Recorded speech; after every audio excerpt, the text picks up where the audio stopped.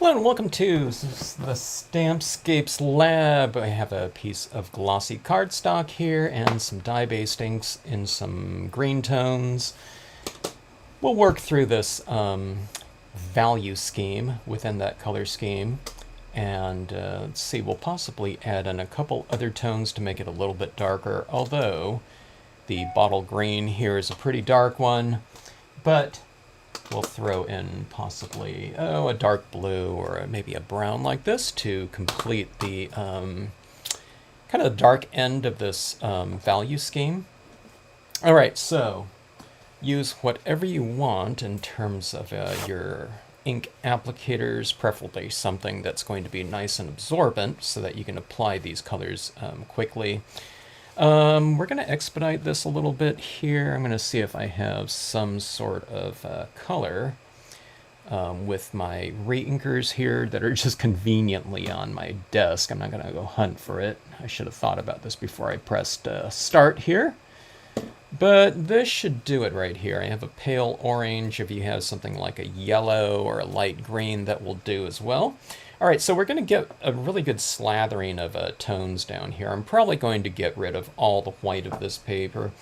I'm going to have some clouds kind of circling in here, and we'll give it kind of a... I want to go for kind of a northern lighty-ish looking foundation in here in terms of these curtains of light that are running in here. We'll do them at a little bit of a diagonal for a little bit of additional visual movement in a scene.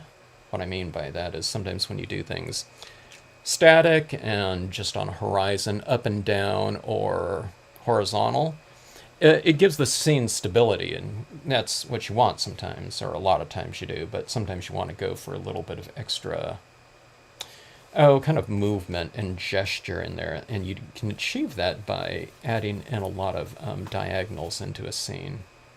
All right, here, I need a little bit more, or I need a lot more of this re-inker on here. Your first color is your kind of your base layer, all right? And you don't always just lay down a slathering. A lot of times I'm working, kind of with this lighting scheme in mind, where you're working it around objects that you're going to be stamping in here, or you've previously stamped in here, in which case you might not cover everything with your lightest base layer here, but that's not what we're doing here. We're just going to go for a completely toned in sky. And I want to add a good amount of this color down, not just to ink and color this, but we want to saturate the paper with some of this ink. You don't want to do it where it's super saturated, where it's not going to accept any more color, but you want to get a pretty decent amount of it down, which makes the other colors that you're going to layer on top of this easier to apply, because it's much smoother that way.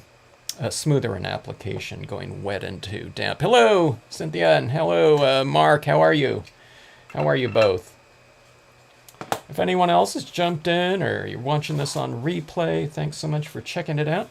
All right, so I'm going to go for, I'll go for kind of this direction right here, this diagonal right here. I mean, you can put it at any degree that you want, okay? I usually just go with whatever's comfortable with my hand, in terms of a, kind of an ergonomic motion. And that's important when we're doing repetitive movements. You know, it's good to be mindful of the natural kind of movement of your body, hands, and right down to your fingers, and just angle your paper accordingly.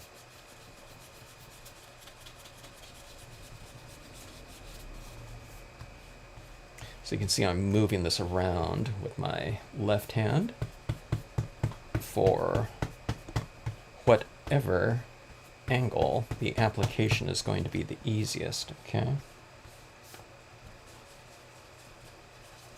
All right, so I'm kind of getting a little bit of a gist of kind of these fingers of light, you can see it's streaky in there. And just wherever some of the streaks kind of, apply. I mean, yeah, I'm kind of directing it, but I'm not so much at this point in time with the, really light color here.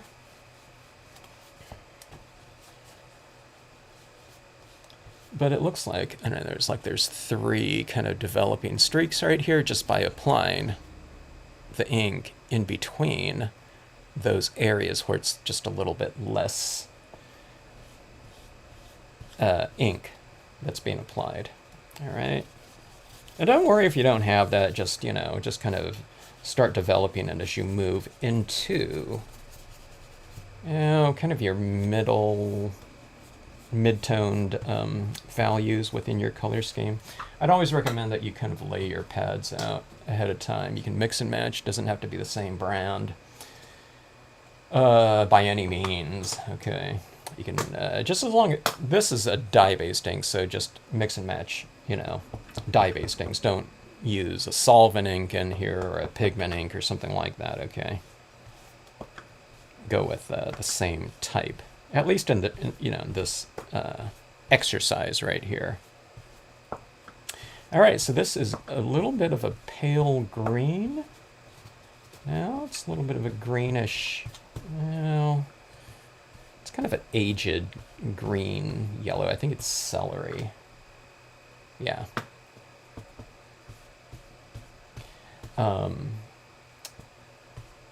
Distress inks, memento pads would be good for this. All right, you can see it getting a little bit more gestural the darker we go. Hello, Phyllis. How are you?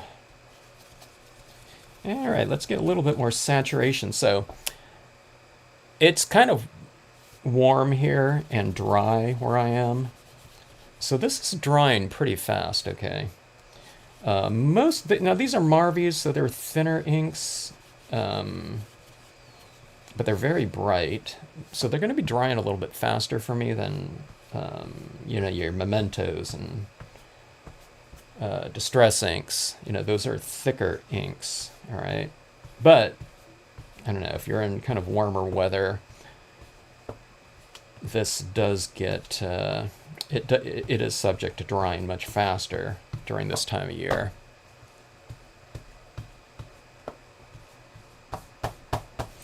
All right.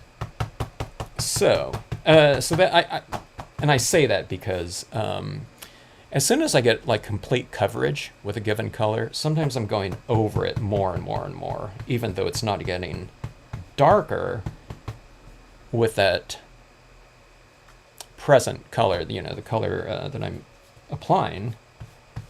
But it's just kind of, I'm moistening the page more with that tone right there. Okay. All right, let's go with,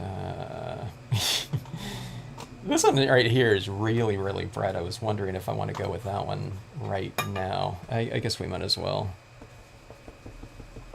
Light green from Marvy, like that, okay. Now there's a lot of that celery still in this one, so it's not that bright yet, because this paper towel is really saturated with the other inks still, okay? And then the more you use of this, the more of this ink will be present when applied. So good idea to use the same applicator, because you'll get kind of a middle version. When you apply the next tone, you'll have the previous version that's still in there, plus this one right here. And that's easier to blend in than just going with a, brand new, whatever, sponge, or in this case, paper towel. All right, so let's see. Now this is one color right here that I know that I'll want a pretty decent amount of in terms of a layer and coverage, because it's really, really bright.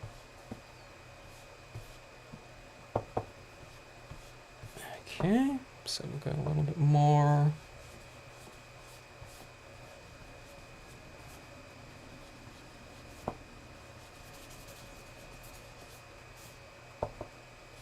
You can see that kind of that movement running through here. This type of background, right, where with this arcing kind of application of ink, it would be good for, if you're doing this like mono value, like a grayscale or something like that, it can give a scene a lot of kind of a movement and an emotion to it. It's a lot more gestural, so something like that in grayscale would be fun for like a, you know, windy, whatever, winter night maybe. Not in greens, but again, grayscale. Or just something like that, a kind of muted tones. You can do it in blues too. All right. Let's see, let's try the jungle green. Jungle green, I don't know if it's going to, well, I don't know. Okay, I didn't think it would be too much darker, but it's dark enough to use it. If something just barely shows, you know, you don't really have to use it. Just move on to your next darker tone. But before you move on, just make sure that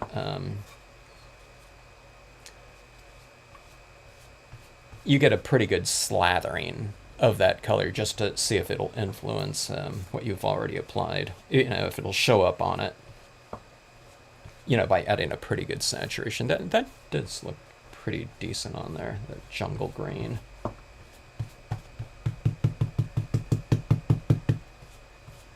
Now this is glossy cardstock, and it is porous. It's not sealed off or something like that. So see, I'm adding in some tone like that. I'm squeezing some out like that, but then you can just kind of drag that out. Kind of for ease of application sometimes. Now you don't want to let it sit there for too long, you know, after you do that. But this is just to come to show you that if you get that kind of good foundation and, I don't know, for lack of a better word, that slathering of ink on there, it does really allow you to blend it in to your, you know, your background, your transitions really nicely. All right, so I have this bottle green right here. I have other greens. I was looking at my stack of them here. I thought, man, I have there's a lot of greens that came in the Marvy line. And I wasn't going to use these, but I might as well.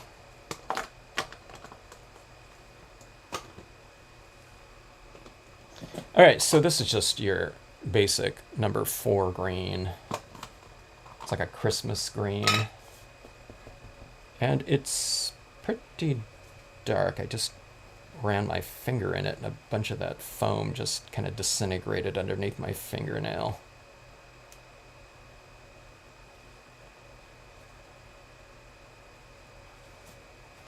I just took a chunk out of it right there.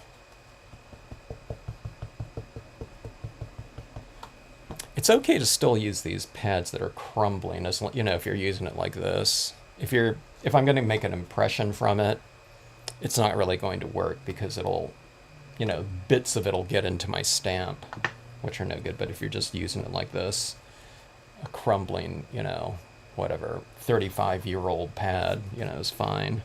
All right, but then there's that color like that. That really gives it that gestury look like that. And see this right here, it's kind of like sweeping like that. What you're doing is you're moving it like this, and then you're coming up like that. Okay, you're not going like straight across and then up or something like that. You just keep the gesture in that arcing type of application, okay? And at this point in time, I'm going to go kind of going for that flame kind of streaky look. So I'm not trying to get it real smooth. I'm actually trying to get it a little bit more streaky. So what I might be doing is I might be applying it, but I might kind of, you know, I might use the side of this right here sometimes just to get kind of a more narrow. See, I can get a really narrow application of it because I'm going like this on that side of it right there, okay? You just kind of keep it on the side like that, and it'll get kind of wider and nice and whatever, graceful, feathery transition like that. All right, let's come in and do it from this side as well.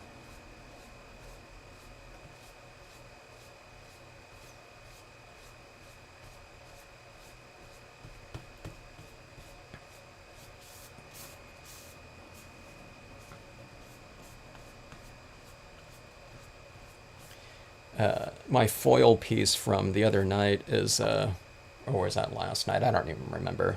Maybe it was last night. It's still drying. It's super wet. My Brilliance ink on the blue foil. So I put it outside. So it'll probably take a couple days for it to dry.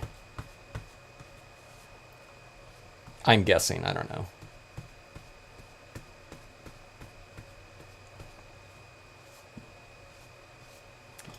All right. Something like that.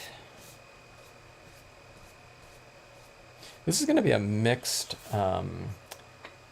textured background. I'm going to be using my clouds in here as well. All right, let's try the pine green.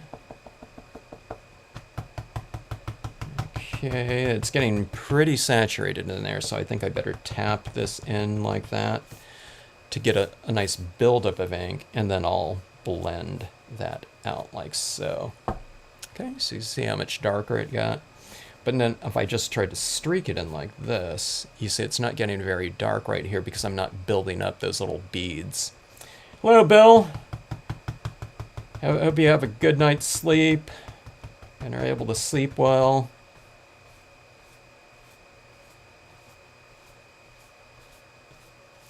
Dream in emerald green tones, pleasant emerald green tones here.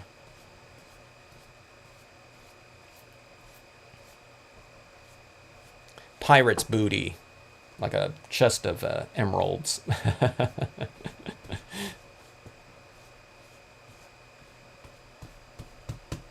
Good to see you, though. I was just out watering some plants. Okay, let's see. Let's go for a little bit more darker tones right in here. That bottle green is coming, so I don't know. Maybe I don't even need to do this with this tone right here, but again, it'll make the bottle green apply very nicely on kind of a slathered, thick application here. Okay, I'm kind of wondering if I want to go with this brown in here or not. I know it's dark. I know this is lighter than the bottle green. Let's go ahead and add it in. Yeah, it is quite a bit darker actually.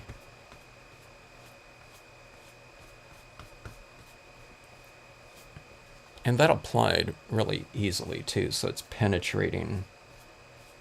This is why I use this tone in here too, sometimes to get really dark like that. Sometimes if I only just go with greens, it doesn't get very dark. And I don't know, maybe with that bottle green it will, but sometimes you have to kind of switch up and use a different tone, like even like a violet over here. And it won't look violet at all, but it'll just be darker if that's what you're going for, if you want to go for kind of maximum, maxed out value range within a given color scheme. Okay, so I think that was good that I used that dark brown in there. Okay, so, if you're ever uncertain, you just do what I did right there. You just kind of dab it into your darker area, and you can get the feel of how an ink is going to apply and how dark it is in relation to the background. If you like it or not, then you can apply more, but just test it out.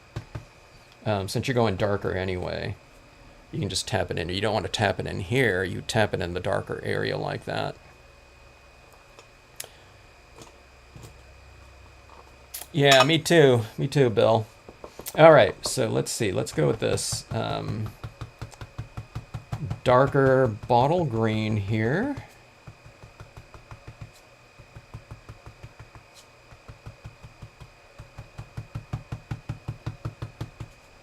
All right, see that right there? Look at that deep, rich tone up there.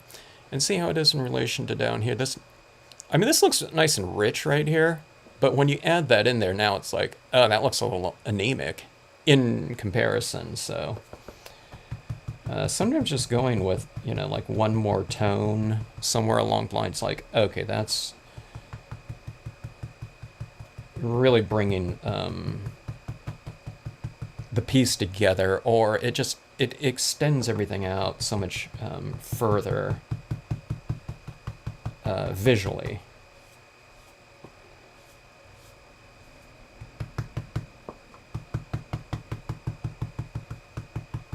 Okay. And remember, if you're just darkening some area of a piece, anything lighter than it is that much lighter visually in relation to it, just by creating that type of contrast. So this area in here looks, I don't know, whatever, 10% lighter generally by having something that goes, 10% darker on the edge like that, or in the corner.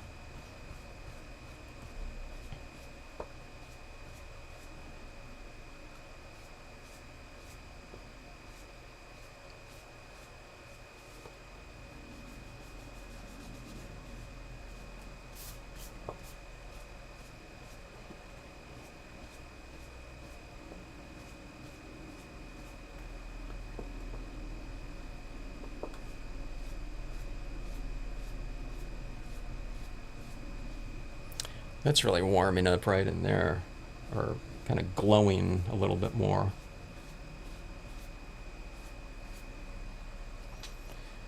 Okay. Looks like oil paints or something.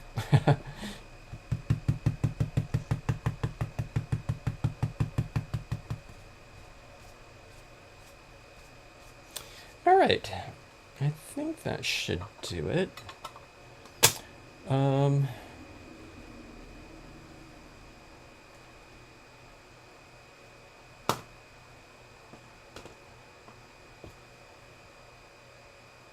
Can't tell if that was my black or if that was Prussian blue.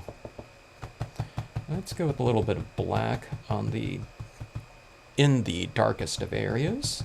Okay.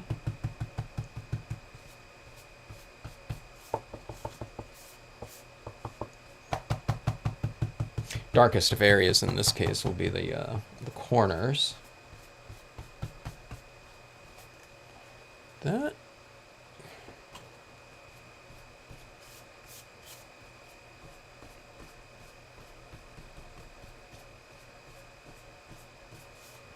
All right.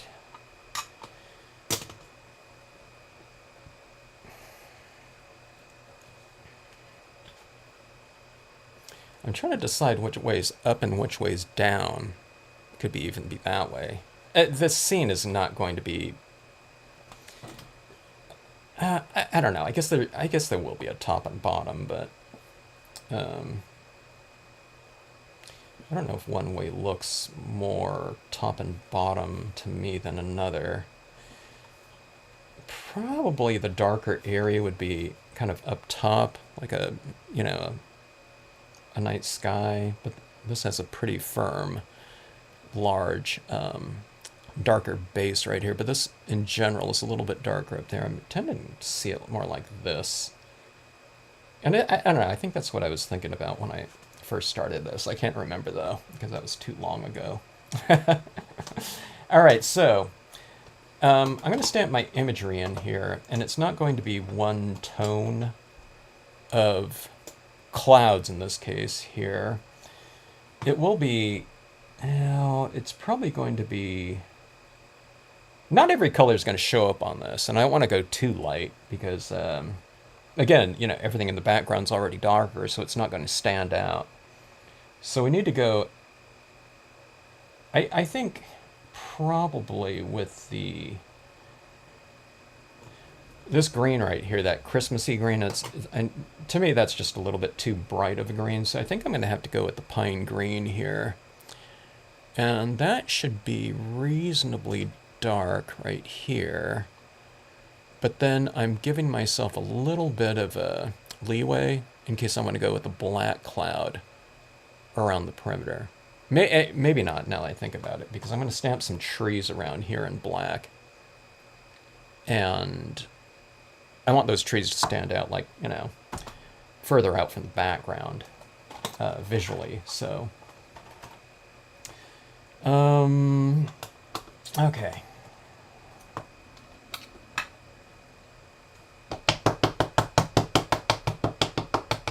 Ooh, this pad is really, really wet.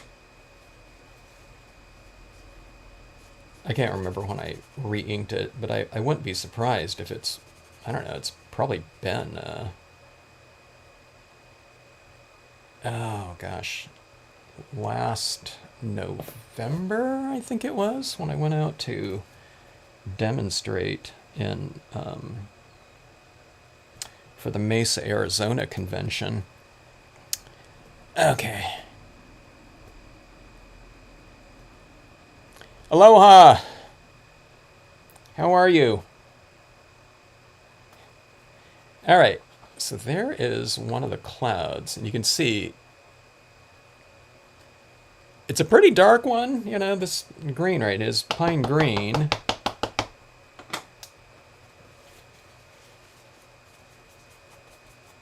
But I'm wiping it off on the top portion right here where it's going up into the light, so it's going to be wet to dry, okay?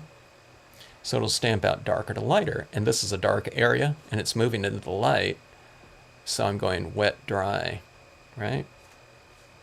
So you're doing the same thing with your imagery that you did up here. See, it's like wetter up here, or darker up there and drier down here, because you use the lighter colors right here, middle tones right in here. Well, it's kind of dark too. And the darkest ones are kind of up here, so you get that transition. So you can mimic that, or mirror that transition, by stamping wet to dry like this. All right.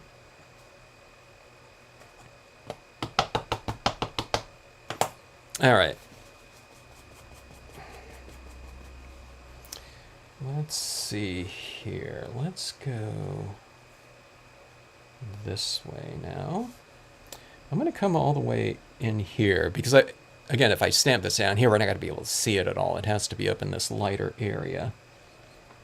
Okay, so I flipped the cloud upside down for this top portion in here, okay? So it was stamped like this down below. Now I flipped the card upside down, but you just have the those billows illuminated by, you know, wherever the light is coming from. All right, so like this. I'm going to overlap that previous impression like that, okay? Or you can go like this and change the angle slightly. Like that. Okay. Let's do a pretty large application in a light area in here. Let's go all the way in here, okay? So that this one is right here. Okay, so it ends right here. This one is right here. See how I've kind of angled it a little bit more? And this ends right here. See, it transitions off right here because I wiped off the edge before I stamped it out, so you don't have this harsh rectangle right there. So this one ends right here, and I'm going to go like this right here. Okay. That. Let's go for. I'm looking at this now, and I think I will go for the a darker impression of it down in this area. All right, it's inked up right here. And again, this is like the lighting, the lighter area, so I'm wiping off around there. You can wipe off the entire perimeter like that. So this is kind of wiped off right here. It's not like completely dry, but it's just muted in terms of the ink that's on there. And right around here, let's see, maybe I'll go like this. We'll see if it even shows up. If it doesn't, then no big deal. Okay, but see, it does right in there. So that's a little bit of a lighter green than that one right there. So you get that kind of nice depth. It almost looks like it's like underwater or something. Okay, I think that worked out pretty good. Let's try it on a couple other areas.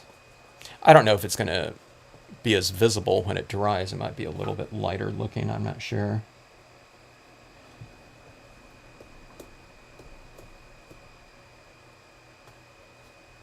Okay, you can see that right down there. That is giving it more depth, huh? Okay, let's just complete that.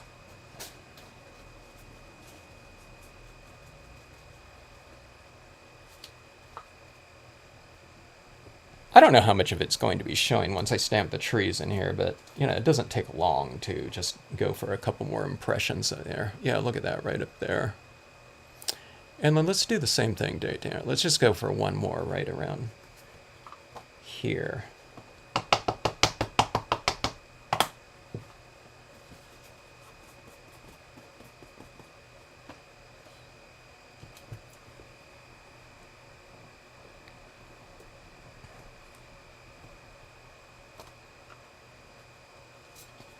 All right. We got it right here. Like that. Okay, now there's going to be trees right all around in here. Like we're laying on our back and looking up at the sky type of thing. Let's see.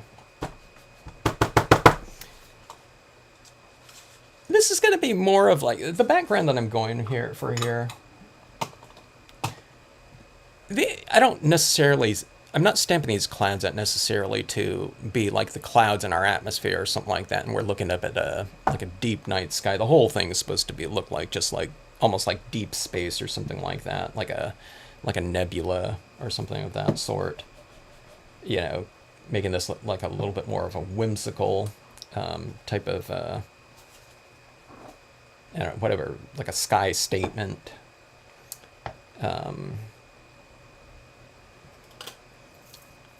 But, that being said, I'm going to splatter paint some stars in here.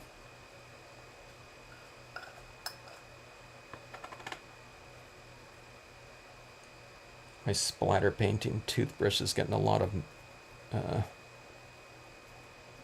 work out these days with all of my pieces.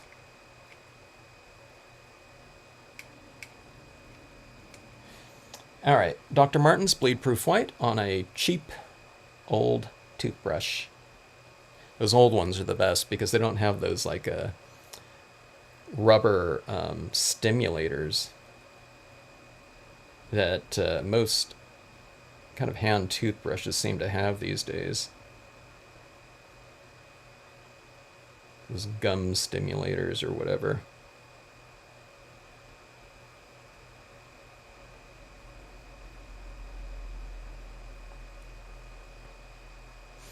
All right, so there's some nice stars in there. Boy, that gave it a lot of depth, I think. Something like that.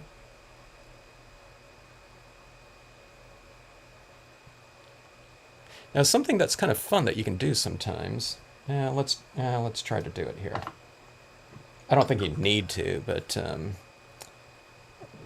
what you do is you can go into it. So everything's white in here that's splatter painted like that.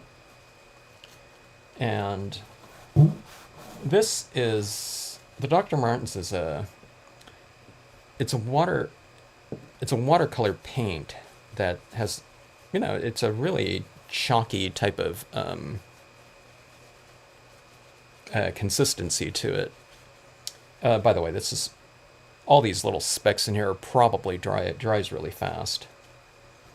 But what you can do is, if you want to, you can color some of them if you want. So we've laid down, yellow is like a lost hue within this color range, except you can see it's glowing right in here. And, you know, this whole area in here glows a little bit more, having a base of that yellow being underneath it, because all these other colors are, again, they're transparent over the top of it. But, okay, so that being said, one of the things you can do is, if you want to, you can come in with your lighter tones in here, or any of them, or you can just add, you know, some yellow dots in here with your acrylic paint pen. But if you want to, you can come in here with some of your other inks and just go in here like this, and you can tone out or color some of these white little specks. So I don't know if you can see that right there, but some of them, it's a little bit more muted now. It's because it's yellow. These little dots are now yellow because it accepts the inks beautifully. And you can color according. Okay, I'm starting to, maybe it wasn't completely dry. Okay, I need to be careful because I'm starting to smudge, I think. But I've colored in some of my little dots in here yellow, and some of them are just pure white. So you get a little bit more depth within the stars because some of them are darker than others, and some of them are, you know, whiter, lighter. So it gives it a little bit of visual depth in there. And you can do it with, you know, your green or whatever. I like to do both types of things. So I'd like to add a little depth with some additional paint pens. Now I got a pretty decent range of star sizes in here. Some of them are thicker, some of them are kind of thinner with that splatter paint, but sometimes I spray and everything comes out like the same, like uniform spray, I don't know, whatever pattern. Everything's like, it's usually like a fine mist if that ever happens. But I don't know, you can play with the consistency of your paints and get a little bit of a different whatever textural range in the background by having some larger you know, splatters of paint in there. But if you don't get that, you just add it in, and you can dip into some different colors. This is a kind of a lime pastel green like that. You can add in there for that extra depth.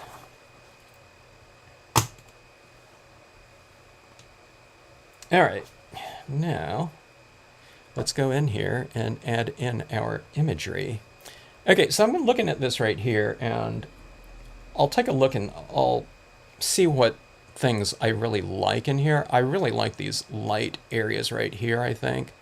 That little glowing area. So I'm going to be careful not to just stamp right over those ones right there, okay? Or I might put something over it, but it won't be like really heavy. But I'm going to use my spruce tree right here. Like you're kind of looking up at, you know, in perspective at the sky. So let's see. I'm going to designate.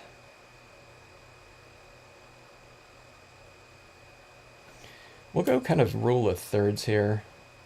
Maybe not exactly, but I'll go like right around here. So if I put this into a grid, the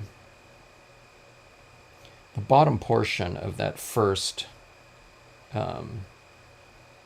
rectangle would be about right here, I'm guessing. I'm just kind of eyeballing it. So I'll make that my vanishing point with all my trees. So again, it's like if you divided this up into thirds this way, it'd be right around here. And then if you divide thirds this way, it'd be like right, I don't know, it's probably a little bit more over here, but close enough. All right. So you can go with a thicker ink if you want to. I think I'm just going to try my Marvy here. I think I have a bunch of the hybrid ink on here still. Let's clean this off a little bit before I use it on here. perhaps a few larger near stars. Yeah, yeah. A little bit closer to us, huh, Mark?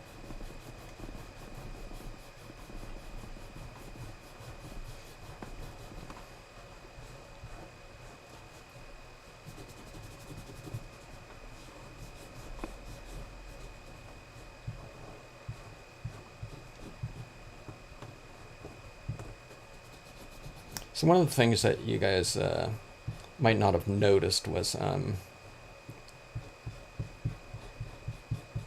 all of your star signs, your horoscopes. I put each constellation in there for all of the viewers now of the scene. So you can see, like Mark, yours is right there. Those 5 stars.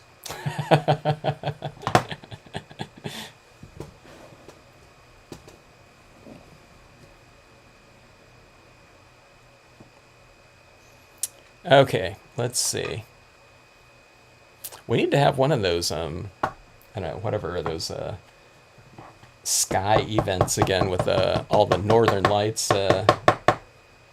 When was that? Was that last month? That was like a month ago, right? Like, it was like the first week of June or something like that, or June. A little over a month, was it?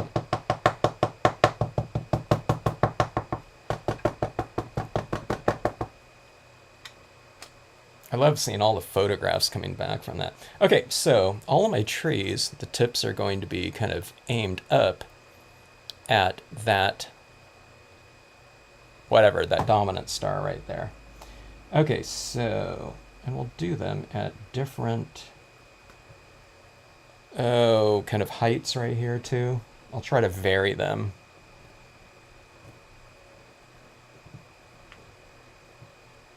Let's go for a pretty good impression too. In terms of, just hold this down for and allow that ink to transfer on there. And plus, I'm going to give it a try with the dye-based ink, my black. If I go with a thicker ink like a Brilliance or a, I don't know if the VersaFine, I think the VersaFine Clair would work on here. But again, it just takes a little bit more time to dry, unless you're in a really arid area. Okay, but that looks pretty good in terms of the value, the darkness of it. Now I'll mix some of these up. I'll decide if I want to use some like thinner pines. I'm going to use my leafless pines in here for sure too. Okay, so see this right here? See how I'm kind of changing the angle? I kind of go with the dominant tree right here as opposed to like right in the middle there. I'm just kind of going with the dominant one, kind of aiming that right up there. All right, let me see. Okay, I like that right in there. Let's leave that. It seems real kind of like a dreamy looking kind of transition in there.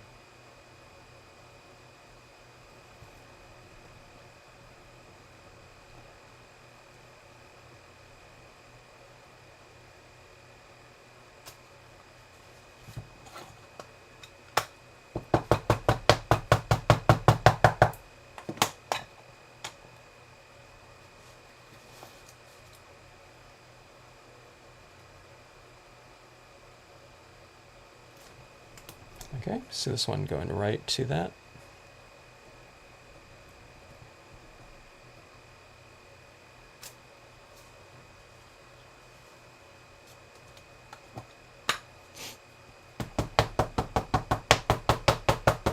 The thought of triggering Mark's OCD is the temptation is high here to take this tree and like say, okay, I'm going to stamp it out here, but kind of do it like that.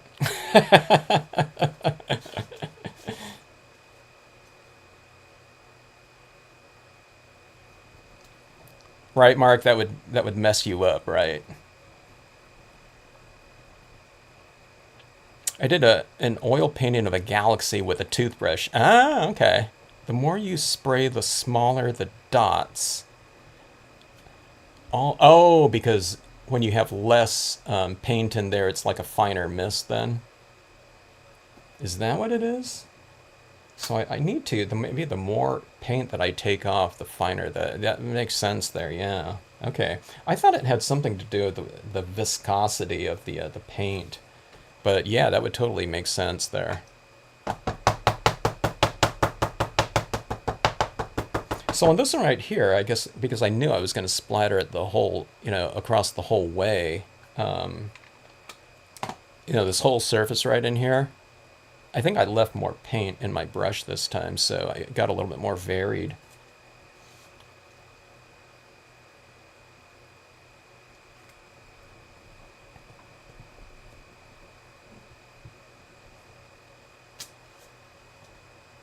Okay, I'm leaving some gaps in here because I have other trees that I'm going to add in here. I don't want just the same one, um,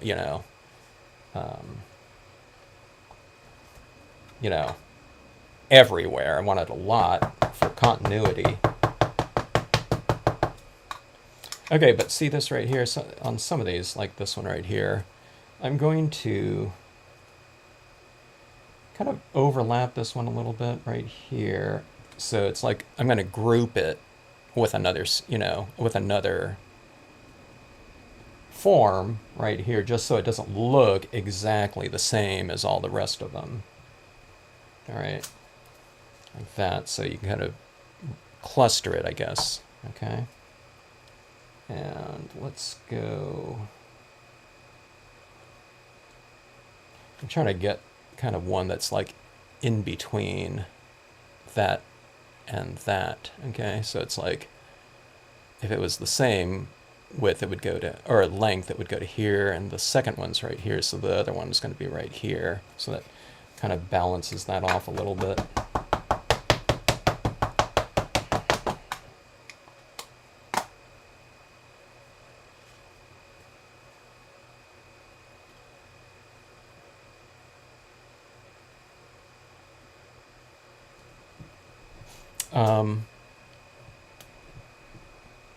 Okay. I wasn't sure if I was going to do some imagery in there. I might want some. I have these eagles that I always use with this composition. I don't know if I'll use them. Well, I don't know. I'll see what this looks like without it.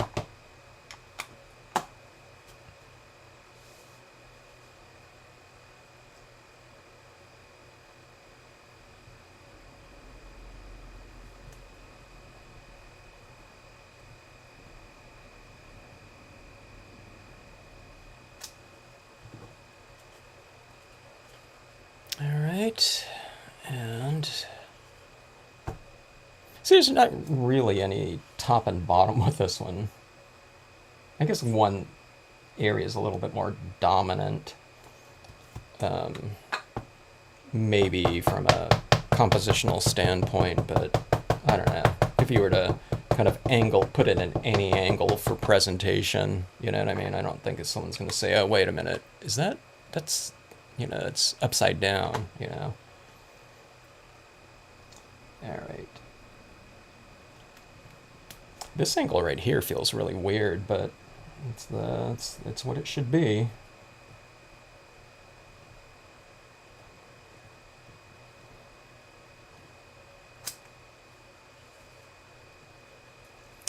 Okay.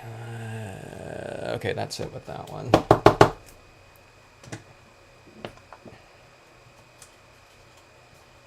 I had my leafless pines on mounted, so it's like I haven't done that kind of line your back and look at the stars type of scene in a while. So these leafless pines are usually on my desk, but it's underneath a gigantic pile of rubber. All right, now this one's a real bony one, and I wanted something right in here, but I don't want it to cover up all that lighting and subtle cloud work in there. So using kind of a skeletal type of tree works for that type of thing. It just in any type of scene.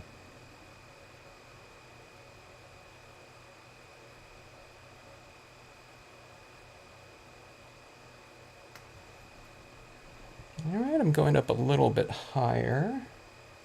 Sometimes the oldest kind of skeletal trees are the tallest ones, you know, because they're the oldest, and I don't know, they got hit by lightning or something like that. Yeah, the tallest little area or object. Okay, and let's see.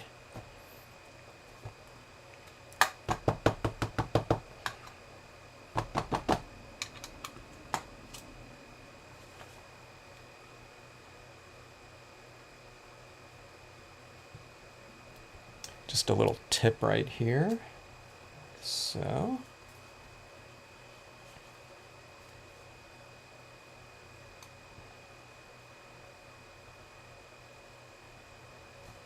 And let's go for a little bit of a, let's see, scale difference here.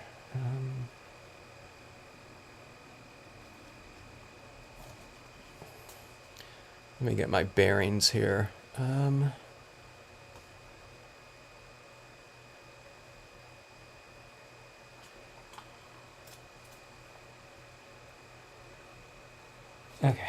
I think right here, overlapping this tree. I'm inking up more than I think I'll need because you never know.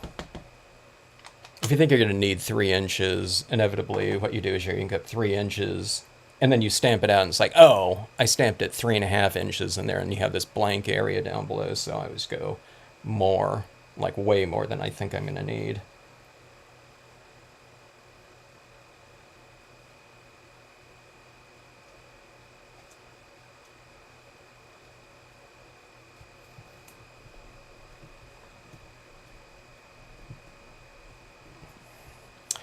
Hello, Linda. How are you? Glad you like it, Mark. It's a fun one to do. You can do any kind of color scheme for this one, too.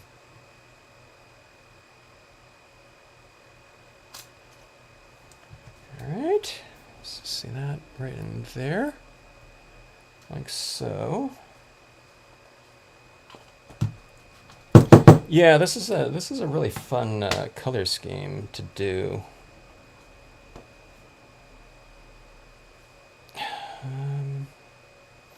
In terms of that nice deep emerald green. I love this color scheme too for, I hardly ever do them, but like an underwater type of scenario.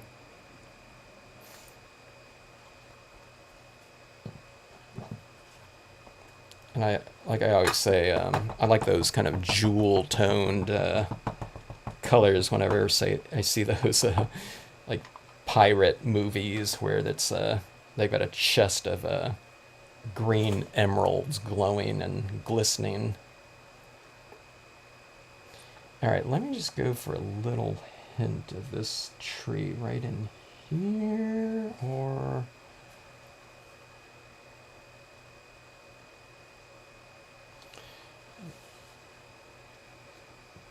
yeah, it's kind of over here.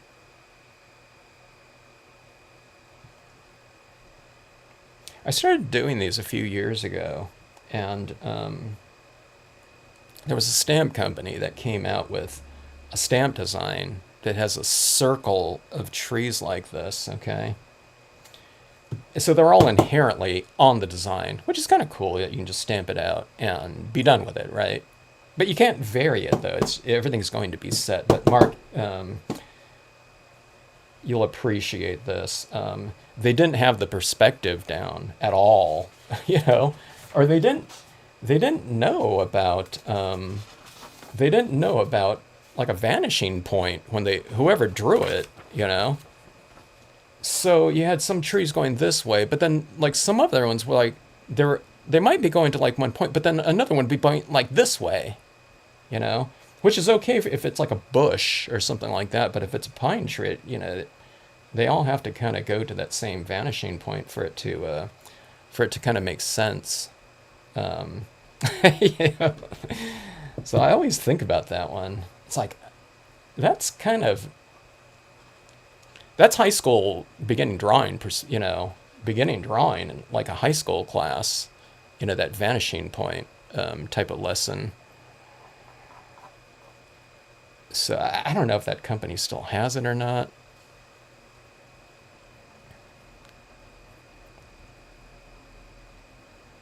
I don't know. I wasn't going to tell them or something like that. But all right, so there you have it right there. But I think a couple little. Oh, I should know. I should use those really tiny eagles in there. I like having those like eagles, these two eagles that I have kind of in here. The ones that are on that set though.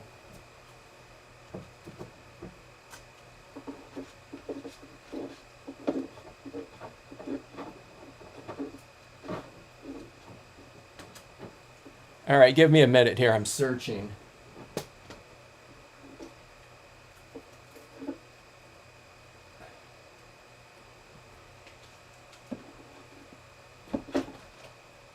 Okay, here we go. We need some kind of focal point in there. Now this would be like a perfect thing for like a word stamp in there too, if you want to, stamp a word stamp or a quote in here, because it's kind of evocative and it'd be it's just a good word stamp type of setting here. But let me see right here. I want it real kind of dreamy looking. All right. So this is the these are the eagles off of the sky, deep sky set. So there's smaller versions of them, and we'll put them like right here. All right, tiny little stamps. Make sure that you don't kind of press overly hard on them, just adequate pressure. That, okay. And I have two versions of these eagles. Okay, that one's going in the opposite direction. Let me see. I have them kind of both left and right.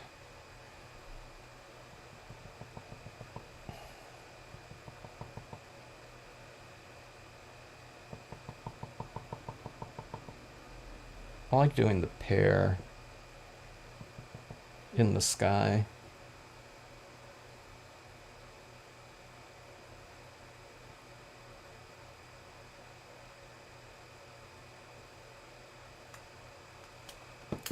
Like that. I have them circling around usually like birds that are like using a thermal or something like that and kind of going up in the sky. Sometimes you see like columns of birds or kind of going up in the sky like that.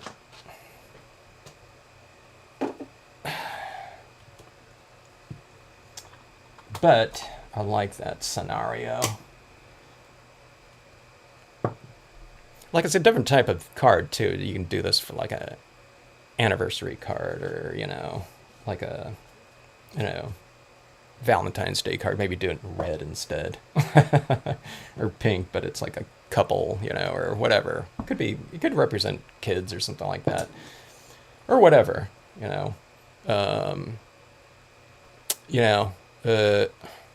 I wouldn't do two, like there, but, if you had one of them up here, you can use it even as like a sympathy card, but, that's what nature is really good for. It can, depict whatever you want it to depict, and it can be, be used to depict many different things.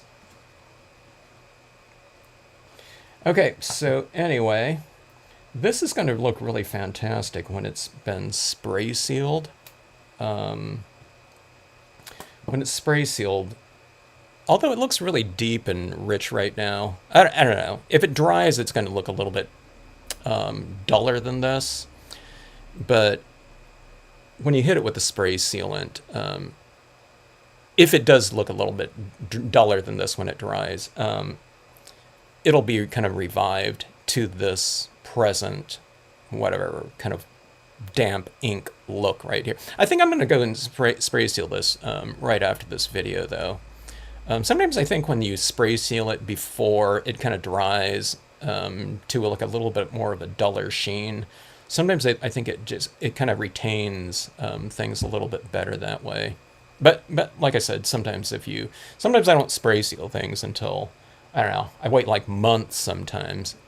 And sometimes it dulls out a little bit on the surface, but then you spray seal it and just kind of brings it all right back too. So I don't know. Anyway, finer mist with less paint. Yeah, got it, Mark. That's a good tip right there. I hadn't really thought about that before, but that completely makes sense. Did you grab? Yeah, I kind of did, Linda. Linda's asking. I've been fighting this new computer thing, or my old computer, trying to repair it and everything like that, because my old computer runs old software that I bought, but a lot of that type of software these days, it's like you have to rent it, right?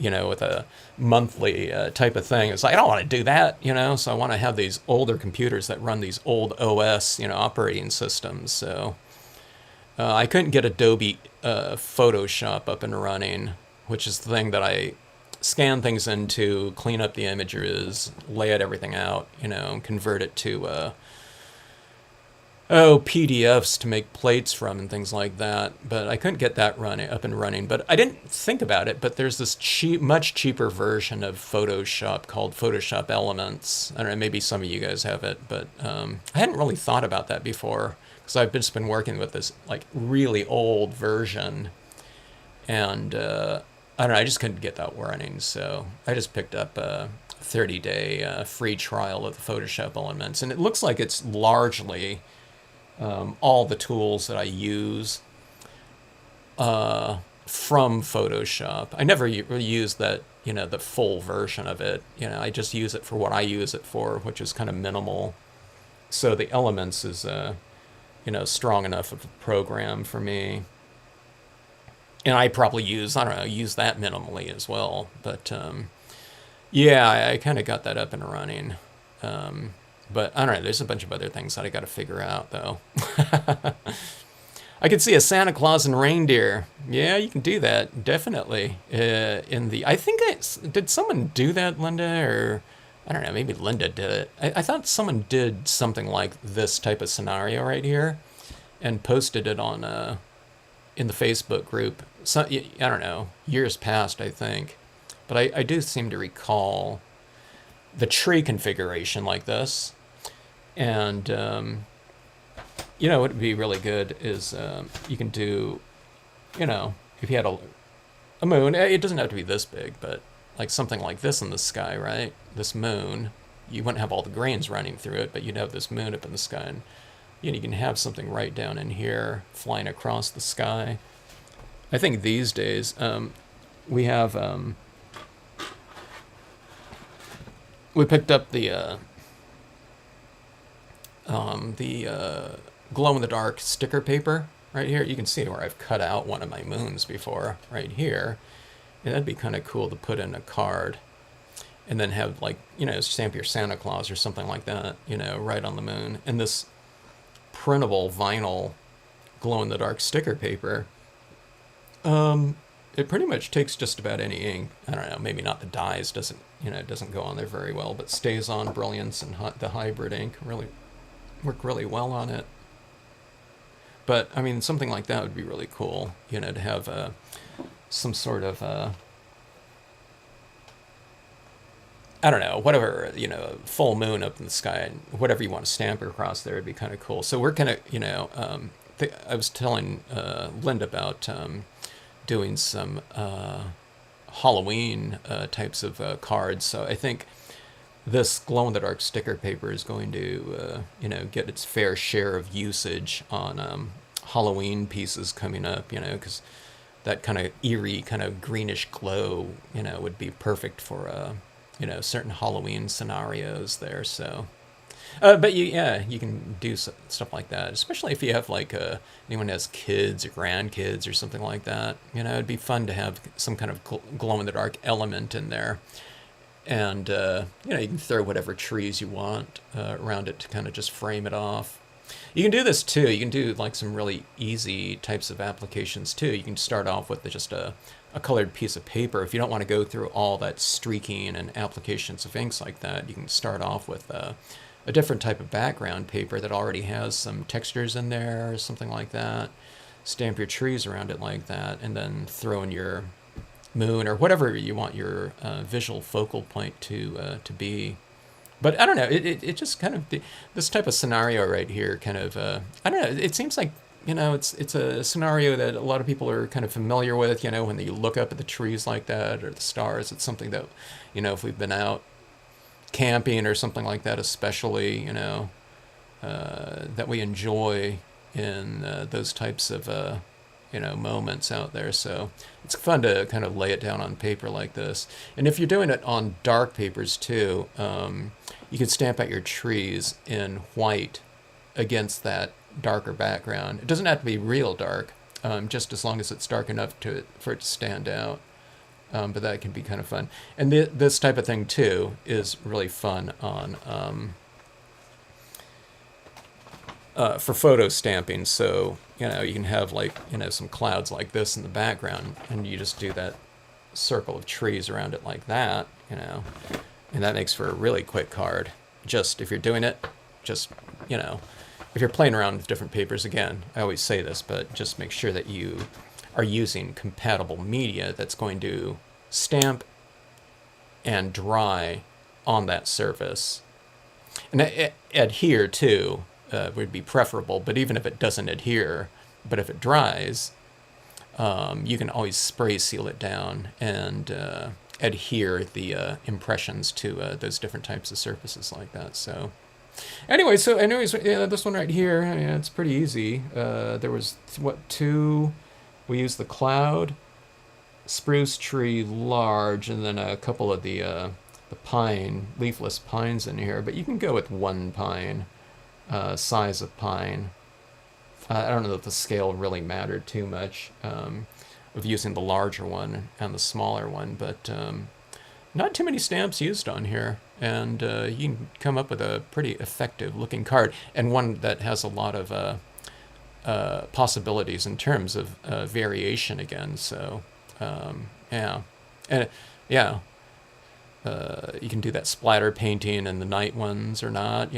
On those photo stamping, you probably wouldn't do that, but you could, and you can do other things too. You can kind of seal this off, and then I don't know. These are dye bastings right here, so I guess you don't have to seal it off, but you can put like little glowing orbs or something like that, or you can, if you had like light beams coming across it, like we did in that other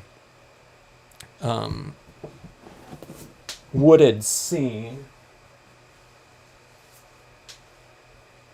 See, these types of things too. If you leave some white up here, you can have like those beams coming out, and it can be going in front of some of these trees as well. And that could be like super dramatic to have those beams in this type of scenario like that. I'm sure I've done that in videos in the past.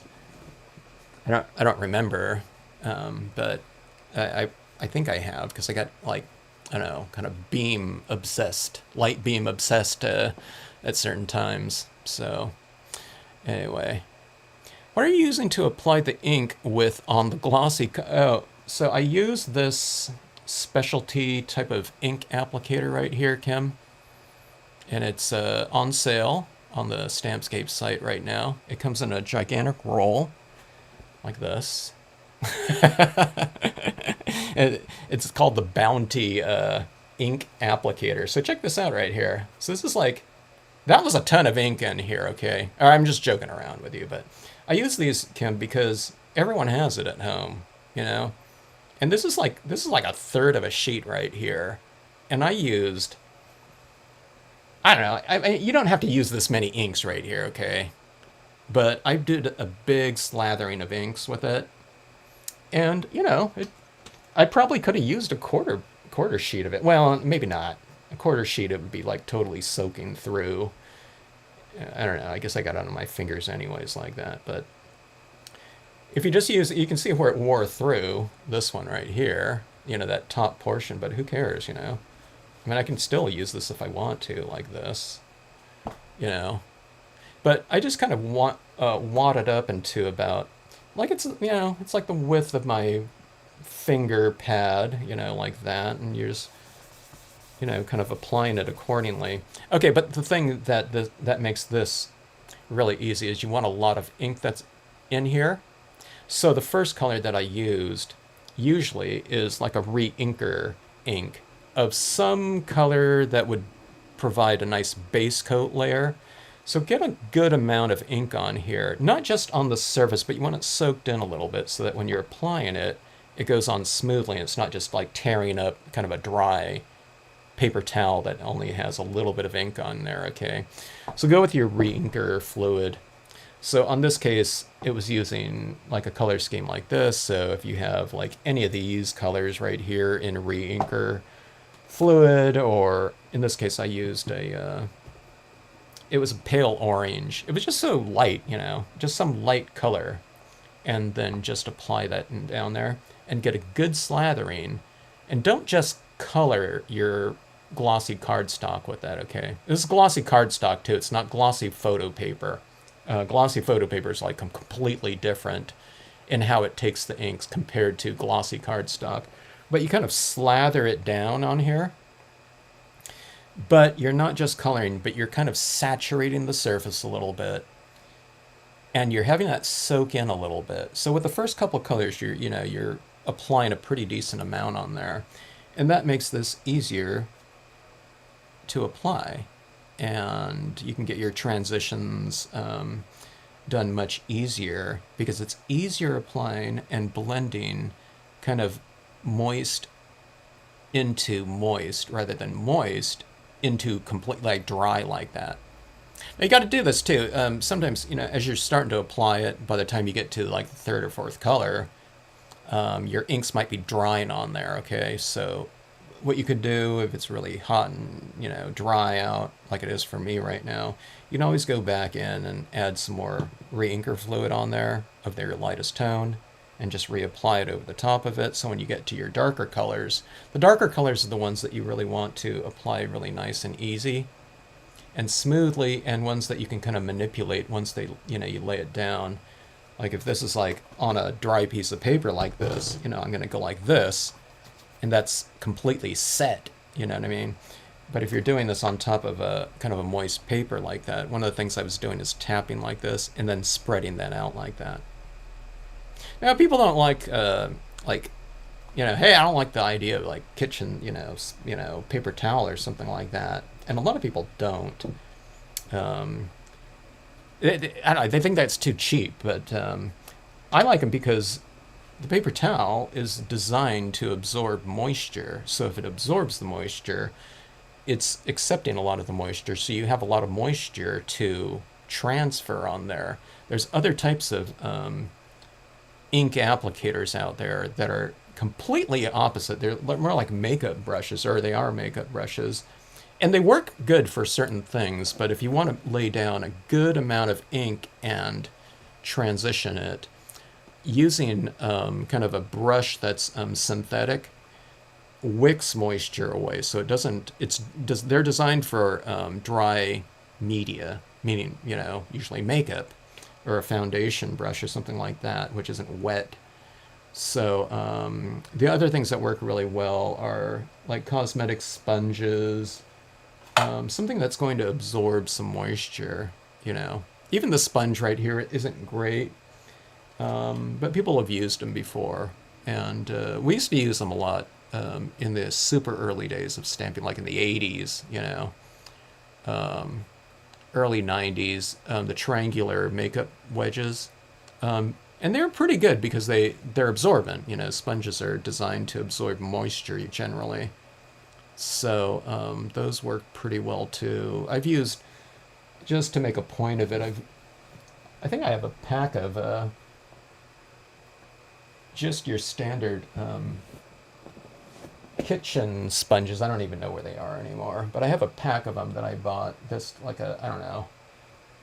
It's like a pack of 99-cent sponges, but what I did was I cut them into quarters, and then I used that to apply. Some people say, hey, I can't do that, use the paper towels, because, there's a pattern on the paper towel, so that when they start applying it, they're getting that pattern down, but you don't get the pattern down, you know what I mean?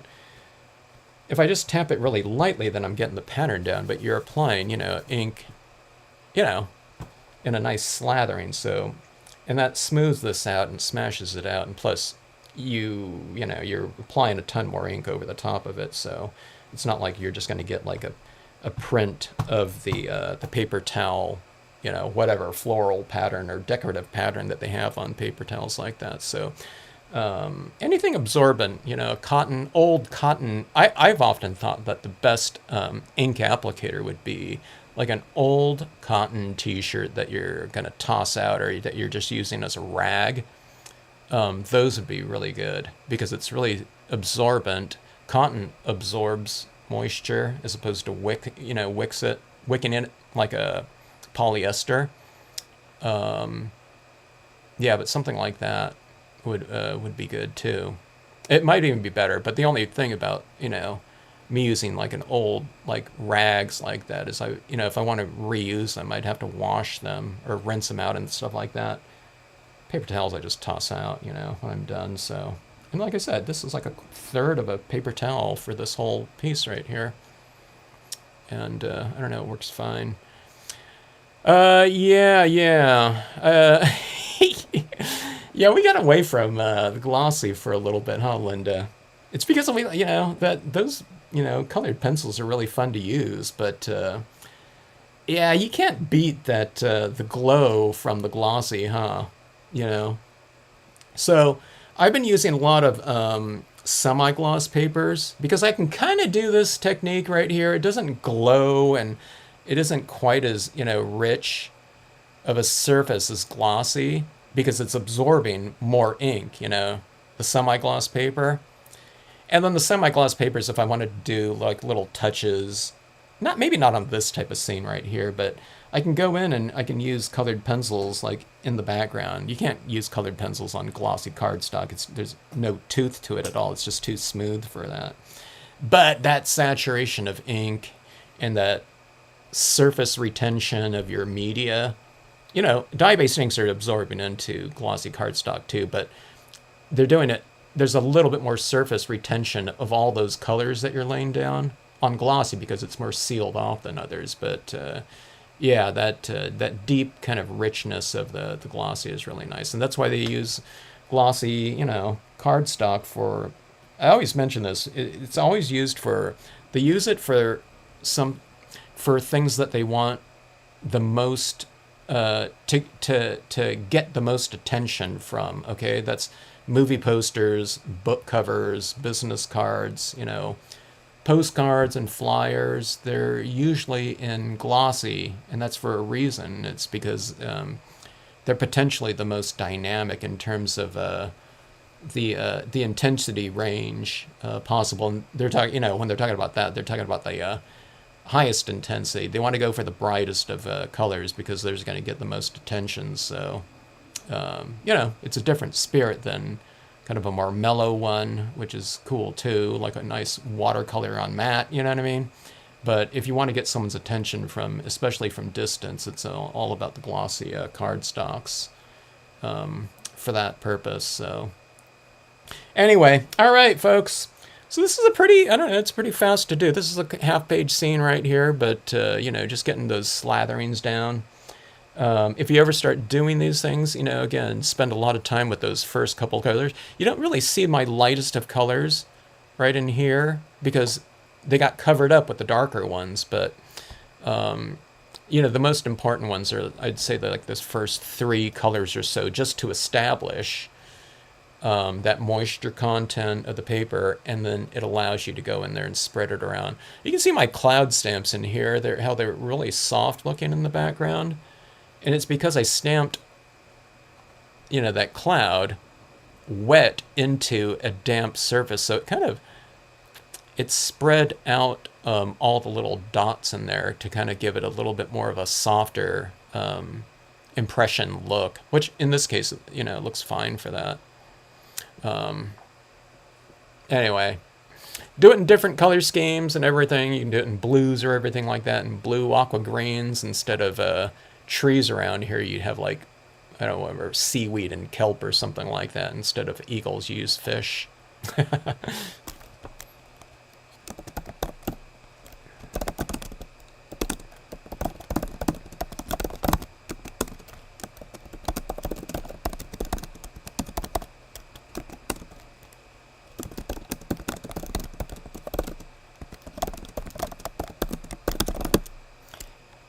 Drop me a note if you ever have any questions right here. Thanks, Cynthia. Thanks, Thevilis. Thanks, everyone, for joining in. And, yeah, dream of jeweled tone emerald skies tonight. Even though they say we don't dream in color, right?